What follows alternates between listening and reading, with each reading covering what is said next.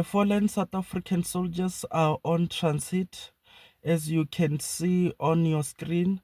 The truck that is appearing there on the screen is the truck that is believed to have been carrying the South African fallen soldiers. They are approaching the border. You would remember that the South African leadership solidified that they would want their fallen soldiers to be repatriated through Uganda. Let's continue to watch this footage.